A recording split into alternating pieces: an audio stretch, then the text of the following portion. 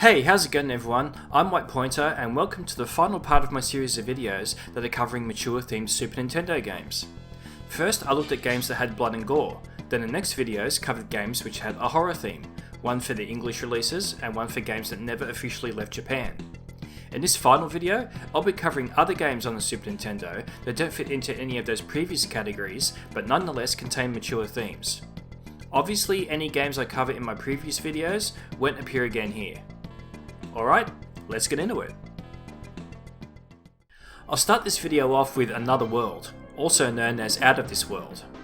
This is one of those cinematic platformers which were the rage back in the early 90s.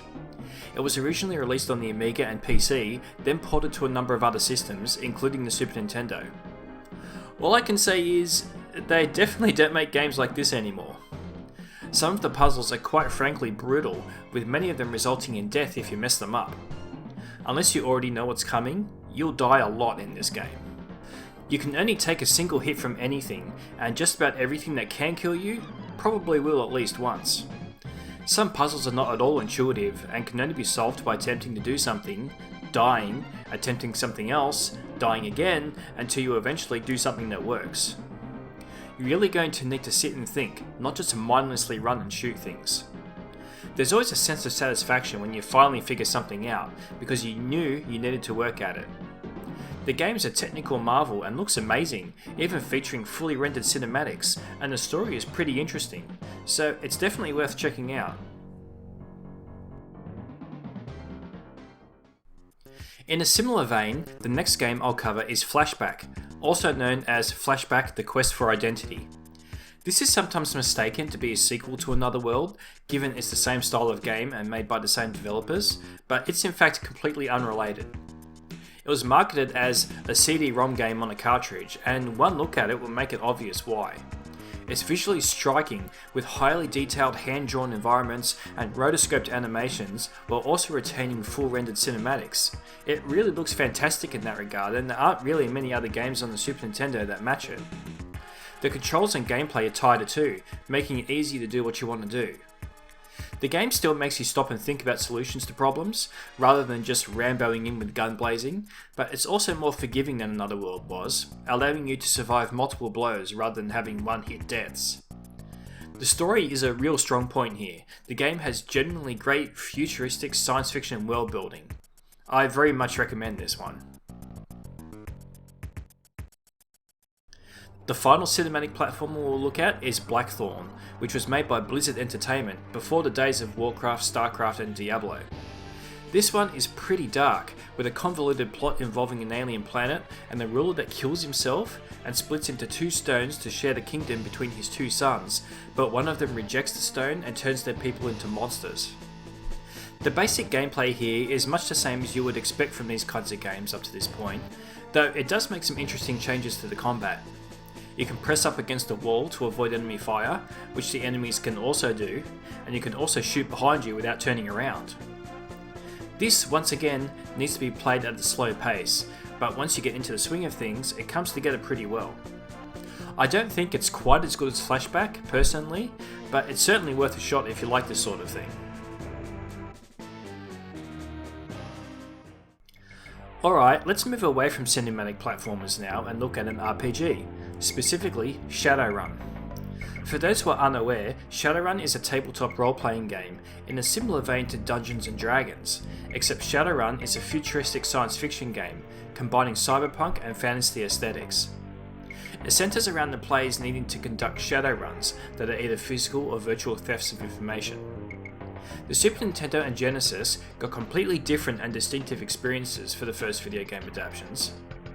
The SNES game is an action RPG, played from an isometric view, but what's unique about this is that pretty much every action in the game, from opening doors to picking up items to conversing with NPCs, was done with the use of a menu system.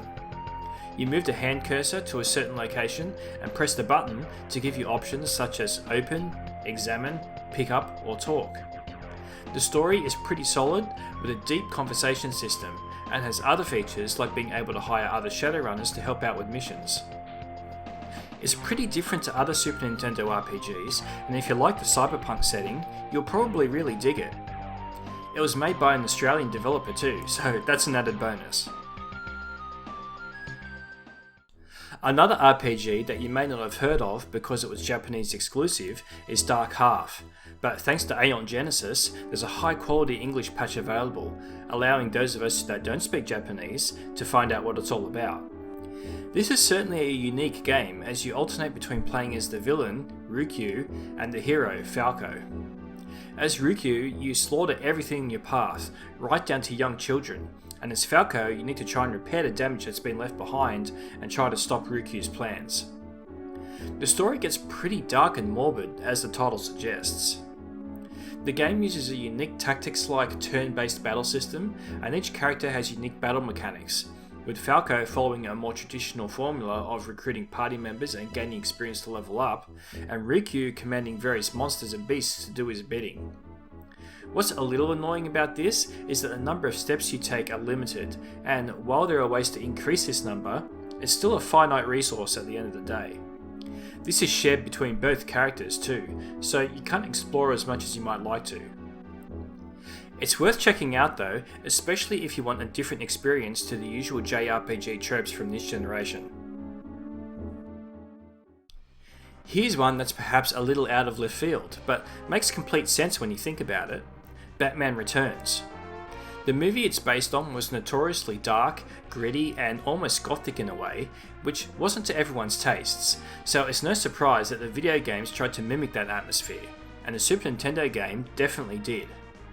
Developed by Konami during their golden age, it's primarily a beat 'em up, with fantastically detailed visuals that convey the dark aesthetic of the film very well, while also throwing in the iconic soundtrack.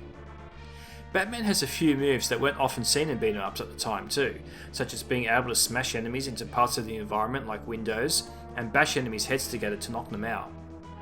It's not just a straight brawler either, with some levels that play more like a shooter, sections that require some platforming skills with the grappling hook, and a completely different Batmobile stage that makes use of Mode 7. If you're a fan of the movie, and even if you're not, Batman Returns is pretty fun. It's actually one of the best beat 'em ups on the platform. While we are on the subject of movie licenses, here's another one that's actually pretty good. Robocop vs. the Terminator. This is a run and gun shooter with some platforming involved, and combines two iconic film licenses, both of which were quite dark, violent, and moody. Yes, the Sega version has blood in it, whereas this one doesn't, but despite some similarities, they are two different games at the end of the day, with different levels, objectives, and gameplay. And the SNES version even makes use of some Mode 7 for some first-person action sometimes. The Sega version is a bit faster paced, and is probably still the slightly better game, but you'll be doing yourself a disservice if you didn't give this one a go. It captures the feeling of both the movie franchises very well, in both the visuals and the audio, so if you like the source material, I think you'll definitely like this. If you want more Robocop, he actually got his own game, based on the movie Robocop 3. This one isn't bad, but it could have been a little faster paced, so it was a bit more exciting. You get given a cool variety of weapons, but I still think Robocop vs. the Terminator is better. Check it out if you liked that game though. And if you want more Terminator, the Super Nintendo had 3 games based on that license. The first was based on the original movie and simply called The Terminator, which looks and sounds the part. It's a nicely paced run and gun shooter similar to Contra, but it's nowhere near as well designed as Contra is. You probably won't get a chance to see much of the game beyond the first level due to its extreme difficulty. It's flawed, but still worth a look. The second game was Terminator 2 Judgement Day, and good grief, what the heck happened here? This is an awful side-scrolling brawler shooter thing with some even worse overhead driving segments. It's got awful controls and looks terrible. I've seen 8-bit games that look better. I'm not going to say any more about this, just avoid this one. It's a steaming pile of shit. However, there was actually, thankfully, a good Terminator game on a Super Nintendo, and that was T2, the arcade game. As the title suggests, this is a port of the arcade rail shooter and one of the best home conversions. It's pretty intense and thrilling, with plenty of Terminators to turn into scrap metal, some levels which have some slightly different objectives, such as destroying equipment rather than bad guys, and some cool boss fights. It supports multiple control methods, including the Super Scope and the Super Nintendo mouse, which is also a nice touch. It looks fantastic too, with digitized actors including the stars from the film. That technology was pretty hit and miss, admittedly, but it thankfully works here. There isn't much more to say about this game. You know what to expect with this genre, but what it does well, and is a blast to play. I highly recommend this one.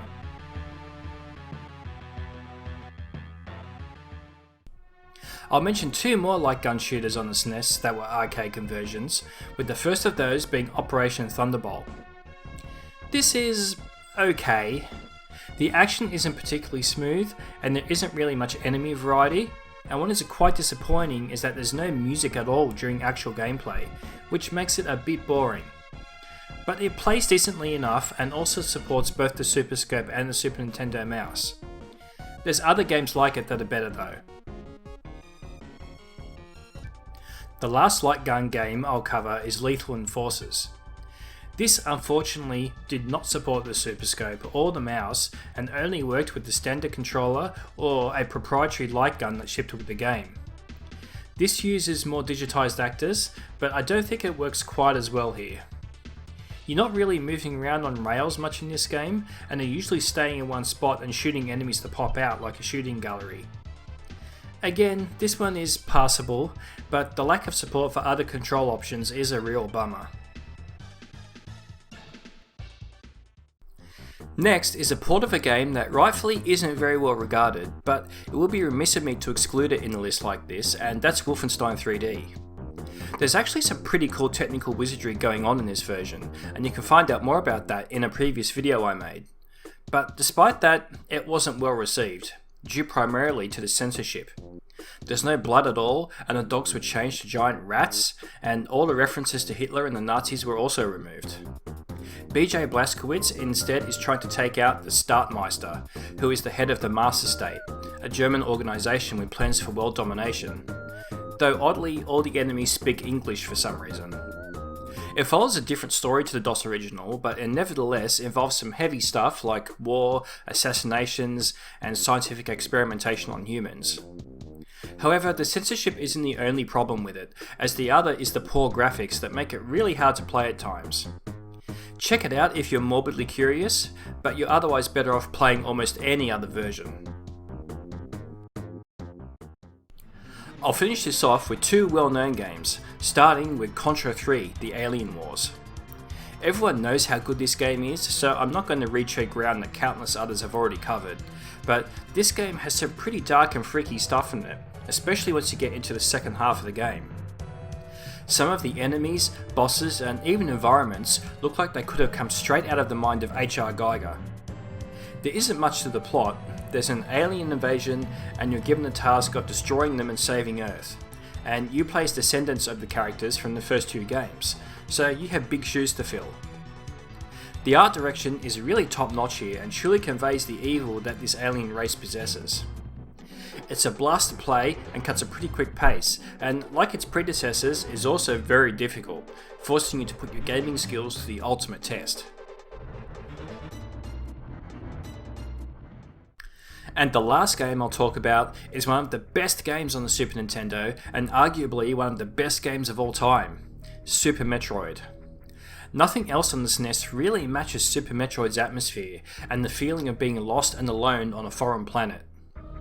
Unlike other Metroid games, this one doesn't hold your hand at all, leaving you to figure out everything on your own, which adds to the feeling of isolation. There's actually dead bodies in several places, there's ghosts, the titular Metroids literally suck life force out of their victims to leave them as lifeless husks that disintegrate into dust, and one of the bosses dies with his skin melting off to reveal a skeleton underneath. And this is in a Nintendo-made game. There's not a lot of plot to Super Metroid, but there's a heck of a lot of environmental storytelling happening, and the ending throws a lot at you in a short space of time, and can get pretty emotional if you've been following the story from the beginning. The musical score here also plays a big role in establishing the mood. If for some reason you've never played it, there's plenty of ways to do so these days. So that finally concludes my series of mature themed Super Nintendo games. In total, I've covered more than 40 games across the 4 videos I've done for you to check out, but if I've somehow missed or overlooked one, please drop me a comment below and let me know. Give me a thumbs up if you like this video and the other videos in this series, it really helps a lot, and don't forget to subscribe to stay up to date with my content. Thanks for watching and see you next time.